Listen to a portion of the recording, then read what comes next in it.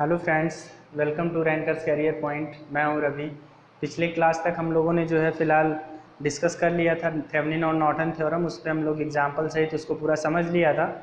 आज की क्लास में हम लोग जो है देखने वाले हैं मैक्सिमम पावर ट्रांसफ़र थ्योरम। क्या है मैक्सिमम पावर ट्रांसफ़र? काफ़ी इंटरेस्टिंग थ्योरम है। कहाँ कहाँ इसका यूज़ होता है? जनरली अगर आप इलेक्ट्रॉनिक्स इंजीनियरिंग से इलेक्ट्रॉनिक्स पढ़ रहे हैं तो मैक्सिमम पावर ट्रांसफ़र थ्योरम का यूज आपको हर जगह देखने को मिलेगा। जब भी आप कहीं पावर एम्पलीफायर और सोर्स लोड ट्रांसफॉर्म सोर्स से पावर लोड में ट्रांसफ़र करना है तो हर जगह आप एम्पीडेंस मैचिंग की बात करते होंगे। एम्पीडेंस मैचिंग का मतलब ही आपका फ़िलहाल मैक्सिमम पावर ट्रांसफ़र थ्योरम से है। एम्पीडेंस मैचिंग हम एक्चुअली कराते ही हैं। ये कॉन्सेप्ट, ये प्रूफ ये इसी थ्योरम के अकॉर्डिंग ही हुआ है कि अगर हमारा एम्पीडेंस मैचिंग कहीं पे हो जाता है तो मैक्सिमम पावर डिलीवर होता है ना। तो वो वही चीज़ हम यहाँ पे देखने वाले हैं। मैक्सिमम पावर ट्रांसफ़र थ्योरम क्या कहता है?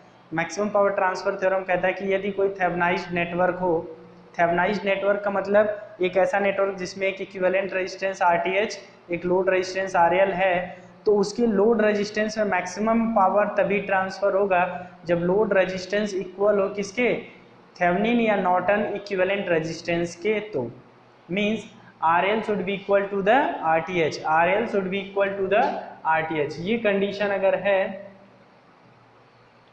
तो ही मैक्सिमम पावर ट्रांसफ़र होने वाला है लोड को। पहली बात ये तो जनरलाइज पहली फिलहाल डेफिनेशन इसकी हो गई सिंपली किसी रजिस्टिव लोड के लिए। अगर हमारे पास कोई रजिस्टिव सर्किट है, प्योर रजिस्टिव सर्किट है, उसमें लोड वेरिएबल है, लोड रेजिस्टेंस जो है वेरिएबल है, और अगर उसके लिए हमें डेफिनेशन देना है मैक्सिमम पावर ट्रांसफ़र थ्योरम की, तो हम वहाँ पे सिंपली यही बोलने वाले हैं कि according to the maximum power transfer theorem circuit के लोड को मैक्सिमम पावर तभी ट्रांसफ़र होगा जब लोड रेजिस्टेंस इक्वल होगा किसके?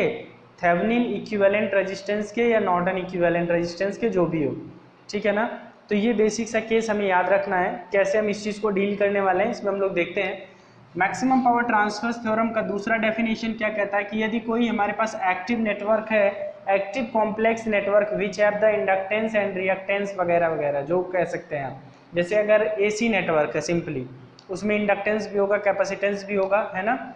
उस केस में अगर आपको जानना है कि what is the maximum power transfer theorem, तो according to the maximum power transfer theorem maximum power deliver to the load in case when load impedance should be the equal to the source complex conjugate of the source impedance। means जो source का impedance होगा equivalent impedance होगा, we can say normally here Thevenin equivalent impedance, Thevenin equivalent impedance। तो इस situation में आपका जो maximum power transfer होने वाला है लोड को, वो तभी होगा जब लोड का इम्पीडेंस ZL ZTH का कॉम्प्लेक्स कॉन्जुगेट हो। कहीं कहीं आपका ZL is equal to ZS, मतलब सोर्स इम्पीडेंस वही चीज़ है, का कॉम्प्लेक्स कॉन्जुगेट हो। मीनिंग ऑफ कॉम्प्लेक्स कॉन्जुगेट ये चीज़ मैं बताऊंगा, अभी इसके बारे में डिटेल चर्चा करेंगे। कहीं कहीं आपसे पूछ लेता है नॉर्मली कि R जो होना चाहिए RL वो should be equal to the RTH होना चाहिए, लेकिन इंडक्टेंस XL क्या होना चाहिए? XTH क्या ये होना चाहिए, माइनस XTH के बराबर होना चाहिए। ठीक है ना। अगर RL is equal to RTH है तो XL माइनस XTH है। तो चलिए हम लोग फिलहाल इसको स्टार्ट करते हैं। स्टेटमेंट हमने देख लिया है सामान्यतः, उसके बारे में हम लोग स्टेटमेंट के बाद हम ये भी जान लें कि मैक्सिमम पावर ट्रांसफर थ्योरम हम लोग यूज़ कहाँ कहाँ करते हैं। तो ये जान लीजिए जितने भी इलेक्ट्रॉनिक्स इक्विपमेंट हैं जहाँ पर भी इम्पीडेंस मैचिंग की ज़रूरत है वहाँ आपका यूज होता है, पहली चीज़। दूसरी चीज़, जब भी हम लोग बात करते हैं पावर एम्पलीफायर की अधिकतम पावर डिलीवर करने की, तो वहाँ पर भी हम लोग इम्पीडेंस मैचिंग कैस्केडिंग जब देखते हैं तो वहाँ पर भी इम्पीडेंस मैचिंग, तो वो हर जगह, या हेडफोन वगैरह की हम लोग बात कर लें, जो एम्पलीफायर का लाउड स्पीकर के साथ जो कनेक्शन होता है वहाँ पे अगर हम लोग बात कर लें, तो इन सारे केसेस में हम लोग जो कोशिश हमारी रहती है, हम लोग मैक्सिमम पावर ट्रांसफर थ्योरम को वहाँ अप्लीकेबल मानते हैं। इसके अकॉर्डिंग हम लोग जो हमारा लोड इम्पीडेंस होता है उसको सोर्स इम्पीडेंस के इक्वल करके फिर हम उसको कनेक्ट करते हैं। ठीक है ना। इसी केस में हमारा क्या है, मैक्सिमम पावर डिलीवर होता है लोड को। तो चलिए स्टार्ट करते हैं। सबसे पहले मान लीजिए आपके पास कोई सर्किट है, मैं एक जनरल सर्किट ले रहा हूँ। मैंने इन जनरल कोई सर्किट ले लिया, मान लीजिए आपका RL है। ये हमने प्योर रजिस्टिव ले लिया, मे भी इम्पिडेंस भी हो सकता है, कोई ज़रूरी नहीं है। तो हम यहाँ पे 2 सर्किट बनाएंगे। तो मान लीजिए अगर ये हमारे पास कॉम्प्लेक्स एक सर्किट है, इसको हमने थेवेनाइज्ड किया, तो जब थेवेनाइज्ड करेंगे तो क्या हमें मिलेगा भाई, थेवेनाइज्ड करेंगे तो क्या मिलेगा, एक RTH मिलेगा, एक VTH मिलेगा और एक क्या मिलेगा, RL मिलेगा, एक आपको RL मिलेगा, ठीक है ना। अब देखिए इस केस में ये तो हो गया फिलहाल प्योर रजिस्टिव के लिए। अगर इसमें रेजिस्टेंस इंडक्टेंस वगैरह सब लगा हुआ है तो वही सेम सर्किट हमारा ट्रांसफ़र होगा। किस तरीके से, हम इसको कुछ इस तरह दिखाएंगे।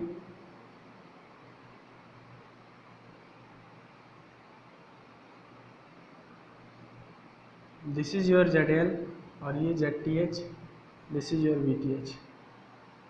तो मैक्सिमम पावर ट्रांसफ़र की कंडीशन क्या होगी, condition of maximum power transfer, condition of maximum power transfer, ठीक है ना। तो देखिएगा सबसे पहले वाले में कंडीशन क्या होने वाली है, RL is equal to RTH। दूसरे वाले में क्या होने वाली है, ZL is equal to complex conjugate of ZTH, या इसी को हम लोग लिख सकते हैं RL plus JXL is equal to RTH minus JXTH। अगर हमारे पास क्या है, अगर हमारे पास ZTH is equal to RTH plus JXTH है और ZL is equal to RL plus JXL है, तो चूँकि हम जब कॉम्प्लेक्स कंजुगेट करेंगे तो जो हमारा इमेजिनरी पार्ट होगा उसका साइन क्या हो जाएगा, चेंज हो जाएगा। प्लस है तो माइनस, माइनस है तो प्लस। तो ये चीज़ हमें देखने को मिलेगा यहाँ पर, ठीक है ना। ये तो कंडीशन है। अब इसके अगर हमें प्रूफ पे जाना हो तो हम लोग प्रूफ कैसे करेंगे, अगर इसके हमें प्रूफ पे जाना हो तो हम लोग प्रूफ कैसे करेंगे। तो चलिए प्रूफ इसका देखते हैं, हम लोग प्रूफ देखते हैं। प्रूफ देखेंगे, प्रूफ के लिए हमारे पास क्या होगा कि हम सबसे पहले एक सर्किट हम सिंपल बनाएंगे इम्पीडेंस वाला। यहाँ पे हमारे पास होगा, ये हमने सर्किट ले लिया, this is your ZTH, this is your ZL, ZTH और ZL हमने ले लिया। अब ZTH की जो वैल्यू होगी, ध्यान दीजिएगा, ZTH की जो वैल्यू होगी ये होगी और ZL की वैल्यू ये होगी। तो अब अगर आपको इसमें करंट कैलकुलेट करना है, दैट इज I, ये मान लीजिए वोल्टेज VTH है, तो आप क्या कहेंगे, I is equal to VTH upon ZTH plus ZL। आप इसको थोड़ा सा और इलेबरेट करेंगे तो आप कहेंगे sir I is equal to VTH upon RTH plus JXL plus RL plus JXL। ये हमारे पास I की वैल्यू हो गई। थोड़ा सा और इसको हम लोग देखते हैं, I इज इक्वल टू हम लोग लिख सकते हैं VTH upon RTH plus RL plus JXTH plus XL। हमने इमेजिनरी को एक साथ कर लिया और रियल पार्ट को एक साथ कर लिया। हम प्रूफ देख रहे हैं कि कैसे कब मैक्सिमम पावर ट्रांसफ़र होगा सर्किट को, ठीक है ना। अब देखिए अगला हमारे पास क्या है, कि अगर हमें मैग्नीट्यूड ऑफ I चाहिए क्या, तो हमारे पास हो जाएगा VTH upon under root RTH plus RL का square plus XTH plus XL का स्क्वायर, ठीक है ना। ये हमारे पास हो जाएगा मैग्नीट्यूड किसका, करंट का। अब हम देखेंगे power deliver to the load, या power consume by the load. तो पहली बात तो ये ध्यान रखिएगा, इम्पीडेंस के केस में जो अगर प्योर इंडक्टर सर्किट है, प्योर कैपेसिटर सर्किट है, तो वो कभी भी पावर कंज्यूम नहीं करता है। मीन्स जो पावर कंज्यूम होगा लोड में, वो लोड रेजिस्टेंस के कारण होगा। तो लोड पावर अगर हमें देखना है, लोड पावर, तो हमें PL इज इक्वल टू हम क्या देखेंगे हम क्या देखेंगे, मैग्नीट्यूड ऑफ आई का स्क्वायर इंटू आर एल देखेंगे। यहाँ पे हम आई की वैल्यू उठा के रख दें तो हमें मिलेगा वी टी एच का square upon R T H plus R L का square plus X T H plus X L का स्क्वायर इंटू आर एल। ये हमारे पास पी एल की वैल्यू हो गई, पावर डिलीवर या power consume by the load, power consume by the load, ये हमारे पास हो गया। अब देखिएगा इस सिचुएशन में आपने जो इक्वेशन अभी ड्राइव किया, इस ड्राइव इक्वेशन के बाद यदि हमारे पास जो हमने केस लिया है maximum power condition find out करने का, condition of maximum power transfer, तो उसके लिए हमें क्या करना होगा, किसी न किसी एक को हमें वेरिएबल मानना पड़ेगा, किसी न किसी एक को हमें वेरिएबल मानना पड़ेगा, किसी न किसी एक को कांस्टेंट रखना पड़ेगा। तो यहाँ हम सबसे पहले देखेंगे for maximum power transfer, for maximum power transfer, for maximum power transfer. अगर मैक्सिमम पावर ट्रांसफ़र की बात करें तो हमारा अगर कंप्लीटली लोड, एक हमारा इम्पीडेंस है जहाँ इंडक्टेंस और रेजिस्टेंस दोनों है, तो हम पहला केस लेते हैं, case first, when load resistance is variable,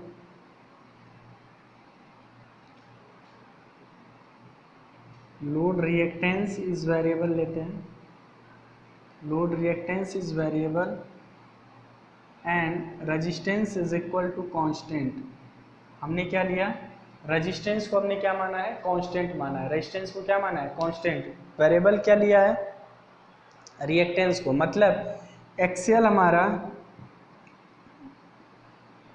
variable है और एंड आरएल हमारा फिक्स्ड है, कांस्टेंट है।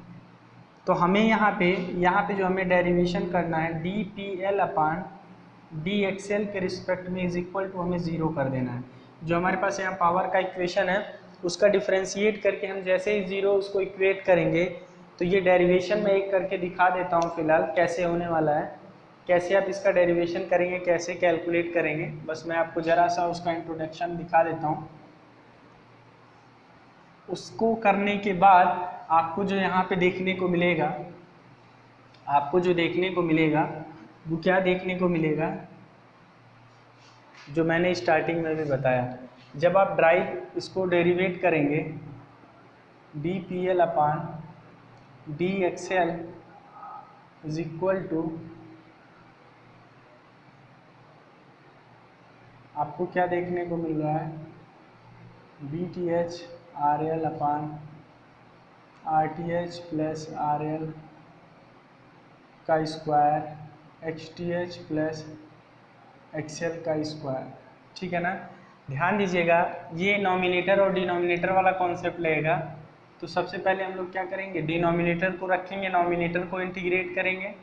तो पहली बात तो हम इसको रखेंगे, इसको डिफ्रेंशिएट करेंगे तो पूरी वैल्यू ज़ीरो हो जाएगी क्योंकि ये कांस्टेंट है।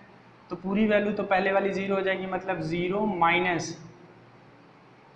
माइनस अब हम लोग क्या करेंगे, इसको रखेंगे, है ना, इसको रखेंगे। अब इसको डिफ्रेंशिएट करेंगे, तो देखिए इस पार्ट का तो डिफ्रेंशिएशन जीरो होगा, कंप्लीटली कांस्टेंट बचा इस पार्ट का, तो इस पार्ट का डिफ्रेंशिएशन क्या हो जाएगा, x T H plus XL, 2xth plus XL into, अगर हम फिर एक्सएल का करेंगे तो इंटू 1 हो जाएगा, है ना। तो इंटू 1 भी आप लिख सकते हैं, अपान डिनोमिनेटर का स्क्वायर, तो यहाँ पे आप लिखेंगे R T H plus R L का square plus X T H plus XL का होल स्क्वायर का स्क्वायर, ये सब आपने लिख दिया। अब अगर आपने ऐसा कर दिया तो अब ध्यान दीजिएगा इसके इक्वल टू हमें क्या रखना है, ज़ीरो। अब जैसे ही आप ज़ीरो रखेंगे, इसको उधर भेजेंगे तो कम्प्लीटली डिनोमिनेटर ज़ीरो, ये सब इधर जाएगा तो ज़ीरो, तो बचेगा क्या, X T H is equal to X T H plus X L is equal to zero. तो X L is equal to आपको क्या मिल जाएगा, माइनस एक्स टी एच, ये पहला कंडीशन। सिमिलरली आप इसी तरीके से similarly when R L variable हो, व्हेन आर एल वेरिएबल हो एंड एक्सएल क्या हो, कांस्टेंट हो, तो आपके पास जो मिलेगा आपको R L is equal to मिल जाएगा आर टी एच, ठीक है ना, R L is equal to मिल जाएगा आर टी एच। प्रूफ यही, कुछ नहीं करना है। अब हमें एक्सएल के बजाय आर एल के रिस्पेक्ट में क्या करना है, डेरिवेशन करना है। एक्सएल के बजाय हमें आर एल के रिस्पेक्ट में डेरिवेशन करना है, और जब हम आर एल के रिस्पेक्ट में डेरिवेशन करेंगे तो हमारा R T H is equal to R L मिल जाएगा, और उस इक्वेशन में हमें जो है X L is equal to minus X T H रखना होगा। तो फिलहाल यहाँ से हमारा ये केस बना। अभी और भी सारे केसेस हैं, तो चलिए उनके बारे में देखते हैं फिलहाल, और केसेस क्या कहते हैं फिलहाल। तो फिलहाल ये हमारे जो है डिफरेंट केसेस हैं मैक्सिमम पावर ट्रांसफर थ्योरम के, किस किस केस में कब कब कैसा सिचुएशन होने वाला है, क्या हम लोग इक्विवेलेंट फिलहाल जो हमारे पास मैक्सिमम पावर ट्रांसफ़र की कंडीशन होगी क्या क्या होगी। तो पहला केस हमने यहाँ पे लिया है। प्रूफ मैंने आपको बता दिया कि किस तरीके से हम लोग प्रूफ करेंगे, कैसे हम लोग ये केस निकालेंगे। सारे केस उसी तरीके से निकाले गए हैं, बस यहाँ पे अंतर क्या है कि जो फिक्स क्वांटिटी है और जो वेरिएबल क्वांटिटी है वो चेंज होती रह रही है, और उसी के अकॉर्डिंग आप जो है डिफरेंशिएशन अपना चेंज करेंगे, और डिफरेंशिएशन चेंज करके आप वैल्यू को फाइंड आउट करेंगे। तो फिलहाल यहाँ पे आप देखिए पहला केस है प्योरली रजिस्टिव सर्किट, मतलब रजिस्टर जो हमारे पास सर्किट है वो कम्प्लीटली प्योर है, वहाँ पे प्योरली रेजिस्टेंस ही है, सिर्फ और सिर्फ रेजिस्टेंस है सर्किट में, ना ही इंडक्टेंस लगा हुआ ना ही कैपेसिटेंस लगा हुआ है। तो उस केस में आपका R L is equal to R S होगा, जो आपका R L is equal to क्या होगा, आर एस होगा। ये आपको ध्यान में रखना है। Load resistance is equal to the source resistance, that is R S या आर टी एच आप कह सकते हैं इसी को। केस सेकंड में कह रहा है कि यदि load impedance with variable inductance and resistance, मतलब जो रिएक्टेंस है और रेजिस्टेंस है, अगर ये दोनों वेरिएबल है तो X L is equal to minus X T और R L is equal to R T H. Simply आप बोलें तो आप कहेंगे Z L is equal to Z T H conjugate of Z T H, simply आप ये कह सकते हैं।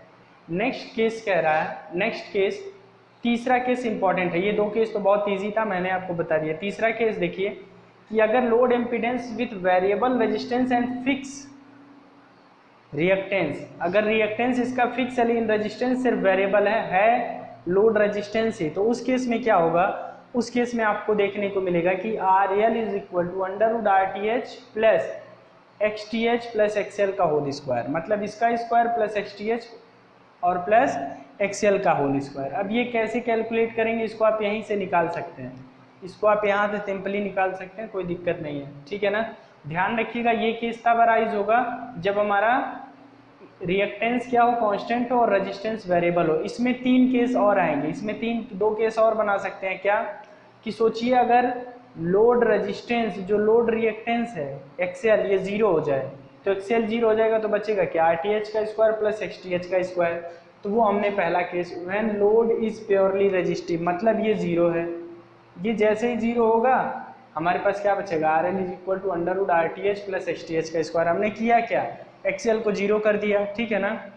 When source impedance is purely resistive, मतलब ये वाला इम्पीडेंस अगर प्योरली रेजिस्टिव है, आर टी एच सिर्फ है, तो क्या करना है, इसमें एक्स टी एच को जीरो कर दो, तो बचेगा क्या, आर टी एच का स्क्वायर प्लस एक्सएल का स्क्वायर, ठीक है ना। अब देखिए चौथा केस जो सबसे ज़्यादा इंपॉर्टेंट है, बहुत ज़्यादा इंपॉर्टेंट है, ये सिर्फ और सिर्फ अगर छोटे एग्जाम्स की बात करें तो छोटे एग्जाम में सिंपली यहाँ से सिर्फ और सिर्फ क्या आता है, छोटे एग्जाम में सिर्फ और सिर्फ आपसे पूछेगा केस इसका, लेकिन बड़े एग्जाम्स में इस पे अच्छे खासे न्यूमेरिकल आते हैं, और जब हम ट्रांसफार्मर पढ़ रहे होते हैं तो इसका बहुत अच्छा हम लोग वहाँ पे यूज़ देखते हैं। Load impedance with fix ratio that is with variable magnitude and fix angle. आप पढ़ते हैं कि फिलहाल हमारा क्या है कि मैग्नीट्यूड वेरिएबल है लेकिन एंगल फिक्स है। जब भी हम इम्पीडेंस की बात करते हैं तो जैसे मान लीजिए जेड एल है तो इसका अपना एंगल होगा कुछ थीटा एल, और जेड टी एच है तो इसका अपना कुछ एंगल होगा थीटा टी एच। तो यहाँ पे जो मैग्नीट्यूड है Z L Z T H ये वेरिएबल है, लेकिन जो थीटा है थीटा एल और थीटा टी एच ये हमारे पास क्या है, फिक्स्ड है। तो उस केस में क्या देखने को मिलेगा कि मैग्नीट्यूड ऑफ ZL का square is equal to magnitude of ZTH का स्क्वायर, या आप कह सकते हैं कि magnitude of ZL is equal to magnitude of ZTH। ठीक है ना। अब यहाँ पे ये नोट मैंने लिख दिया है कि ये केस जनरली हमें ट्रांसफार्मर में जब मैक्सिमम पावर ट्रांसफर हमें करना होता है ट्रांसफार्मर के केस में उस टाइम अराइज होता है, तो ये हमने यहाँ पे केस मेंशन कर रखा है फिलहाल। ठीक है ना। तो इस बात का आप बहुत अच्छे से ध्यान रखेंगे कि कब कब किस सिचुएशन में हम कौन सा केस हम लोग लेकर के चलने वाले हैं, कहाँ फिलहाल मैक्सिमम पावर ट्रांसफ़र के लिए। तो सारे केसेस आपके क्लियर होने चाहिए मैक्सिमम पावर ट्रांसफ़र के। ये नोटेड पॉइंट है, इसको आप जनरली ऐसा ही नोट कर लीजिए। कुछ नहीं, इसके कंडीशन ही ज़्यादातर पूछ लिए जाते हैं कि कंडीशन बताइए इसके कि कैसे क्या चीज़ ये हो रहा है। ठीक है ना, कि अगर ये फिक्स है, ये वेरिएबल है तो क्या होगा, ये वेरिएबल है, ये फिक्स है तो क्या होगा। तो आई होप चीज़ें आपको समझ में आई होंगी।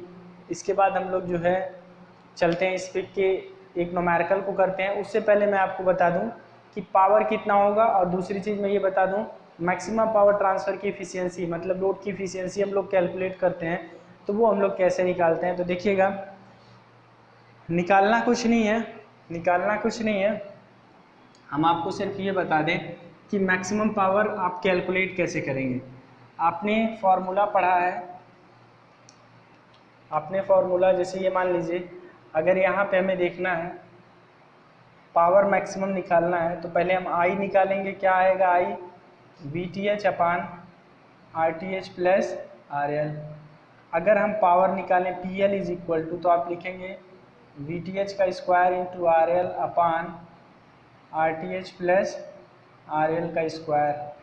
अब चूंकि condition for the maximum power क्या है, RL is equal to RTH, आप इसमें उठा के पुट करेंगे तो VTH का स्क्वायर इंटू RL अपान, आप RTH की जगह RL रख दीजिए तो यहाँ हो जाएगा 4RL का स्क्वायर, RL से RL कैंसिल हो जाएगा तो VTH अपान 4RL, या कहीं कहीं आपको देखने को मिलेगा VTH का स्क्वायर अपान 4RTH। ये आपको मैक्सिमम पावर ट्रांसफ़र का इक्वेशन मिलेगा। P max is equal to VTH का स्क्वायर अपान 4RTH या RL। ठीक है ना।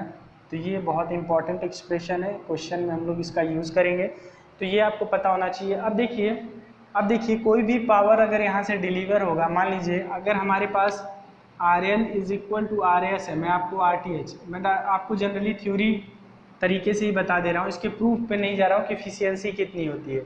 तो ध्यान दीजिएगा, अगर ये और ये दोनों बराबर है for the maximum power transfer, maximum power transfer के लिए ये दोनों अगर बराबर है, कंडीशन सेटिस्फाइड है, तभी मैक्सिमम ट्रांसफ़र होगा लोड को।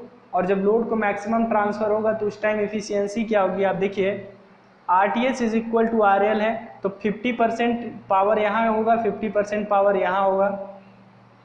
अब आप देखिए, अगर आउटपुट पावर 50% है, इनपुट हमारा 100% पावर डेवलप हो रहा है, लेकिन 50% RTH पे ही रह जा रहा है, यहाँ सिर्फ 50% जा रहा है, तो परसेंटेज इफिशियंसी अगर आप निकालेंगे तो आउटपुट अपन क्या लिखेंगे, इनपुट। तो इनपुट तो हमारा 100% है, इंटू 100 तो ये हमारा 50, और इनपुट हमारा 100% है, इनपुट प्लस यहाँ लॉस लिखते हैं। ठीक है, जो भी आप लिखें, चाहे आप लिखें आउटपुट प्लस लॉस, तो यहाँ पे आपके पास 100 है, नीचे 100 से 100 कैंसिल हो गया, आपका बचा 50%। मतलब जो आपको परसेंटेज इफिशियंसी देखने को मिलेगी मैक्सिमम पावर ट्रांसफ़र की, वो 50% होती है। बहुत अच्छा क्वेश्चन यहाँ से बनता है, ऑरली जेई वगैरह के एग्जाम में सीधे पूछ लेता है कि मैक्सिमम पावर ट्रांसफर थ्योरम की जो इफिशियंसी होती है वो कितनी होती है, मैक्सिमम पावर ट्रांसफ़र की जो इफिशियंसी होती है वो कितनी होती है। तो आपको ये ऑलरेडी नोन होना चाहिए कैसे हमें ये चीज़ ध्यान में रखना है। ठीक है, ये आपको कंफर्म पता होना चाहिए। चलिए, अब इसके बाद जो है, इसके बाद हम लोग, अगर इतना आपको पता है तो फिलहाल मैक्सिमम पावर ट्रांसफ़र में कोई दिक्कत होने वाली नहीं है। ठीक है, मैक्सिमम पावर ट्रांसफ़र में आपको कोई भी समस्या नहीं होगी अगर इतना सब केसेस आपको क्लियर हैं तो। चलिए, इस पर हम लोग एक न्यूमेरिकल देखते हैं। एक न्यूमेरिकल हमारे पास है, इस पर हम इस न्यूमेरिकल को देखते हैं कि मैक्सिमम पावर ट्रांसफ़र क्या होगा। यहाँ पर क्वेश्चन में क्या कह रहा है, क्वेश्चन में कह रहा है कि what will be the value of R for maximum power transfer in the load. मतलब लोड में हमें मैक्सिमम पावर ट्रांसफ़र के लिए RL की क्या वैल्यू होनी चाहिए। तो RL की वैल्यू क्या होनी चाहिए, ये चीज़ हमें जनरली क्या है, RTH कैलकुलेट कर लो इसका, और वही आपका RL के बराबर होना चाहिए मैक्सिमम पावर ट्रांसफ़र थ्योरम के लिए। तो सबसे बेसिक्स आइडिया आपको ध्यान में रखना है।